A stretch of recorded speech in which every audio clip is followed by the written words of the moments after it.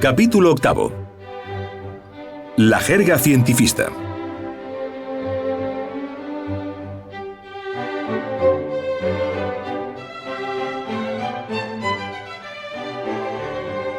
La dialéctica lógica resulta condicionada y calificada, además, por las proposiciones en y acerca que jamás nos llevan a la experiencia directa de lo real.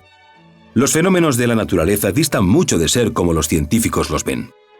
Ciertamente, tan pronto un fenómeno cualquiera es descubierto, de inmediato se le califica o rotula con tal o cual terminacho difícil de la jerga científica. Obviamente, esos dificilísimos términos del cientifismo moderno solo sirven de parche para tapar la ignorancia. Los fenómenos naturales en modo alguno son como los cientifistas los ven. La vida con todos sus procesos y fenómenos se desenvuelve de momento en momento, de instante en instante, y cuando la mente cientifista la detiene para analizarla, de hecho la mata. Cualquier inferencia extraída de un fenómeno natural cualquiera, de ninguna manera es igual a la realidad concreta del fenómeno.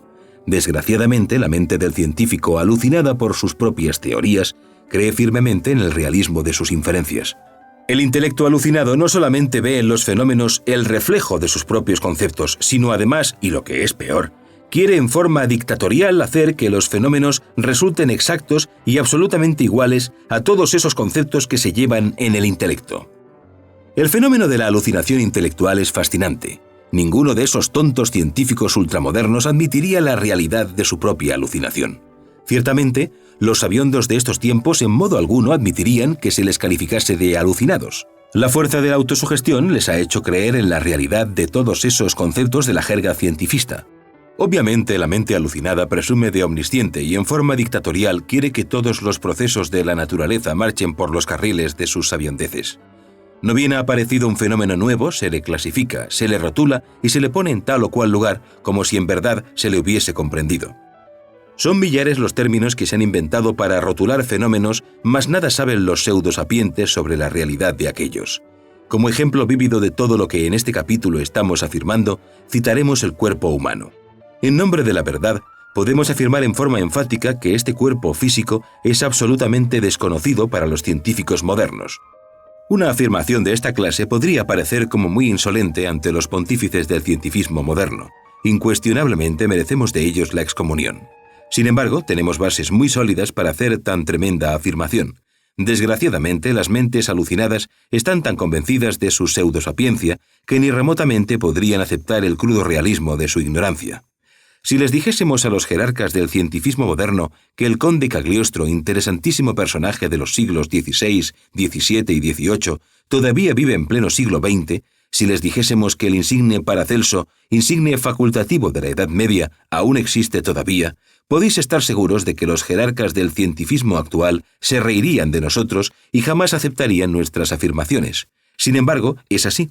Viven actualmente sobre la faz de la Tierra los auténticos mutantes, hombres inmortales con cuerpos que datan de miles y de millones de años hacia atrás.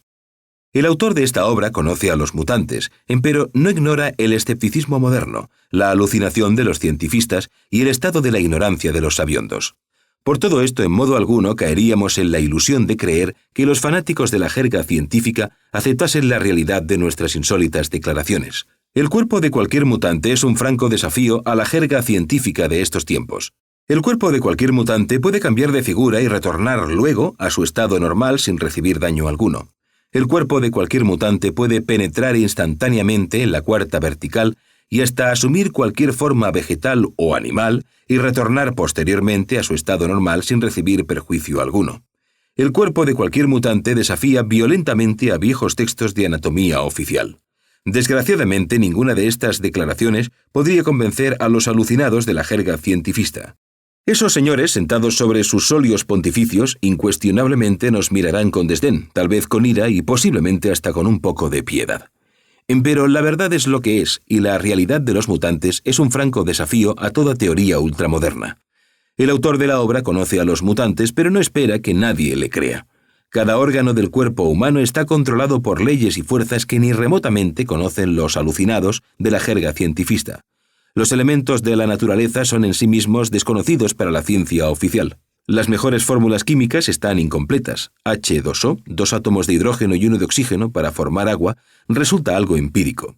Si tratamos de juntar en un laboratorio el átomo de oxígeno con los dos de hidrógeno, no resulta agua ni nada porque esta fórmula está incompleta. Le falta el elemento fuego. Solo con este citado elemento podría crearse agua. La intelección, por muy brillante que parezca, no puede conducirnos jamás a la experiencia de lo real. La clasificación de sustancias y los terminachos difíciles con que se rotula a las mismas solo sirven como parche para tapar la ignorancia.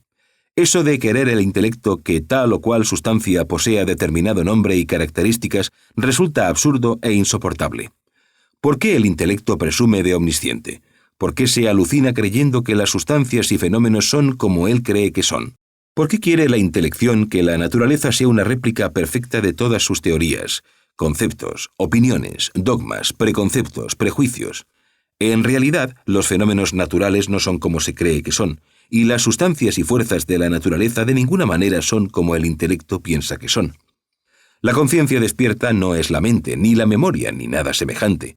Solo la conciencia liberada puede experimentar por sí misma y en forma directa la realidad de la vida libre en su movimiento. Pero debemos afirmar en forma enfática que en tanto exista dentro de nosotros mismos cualquier elemento subjetivo, la conciencia continuará embotellada entre tal elemento y por ende no podrá gozar de la iluminación continua y perfecta.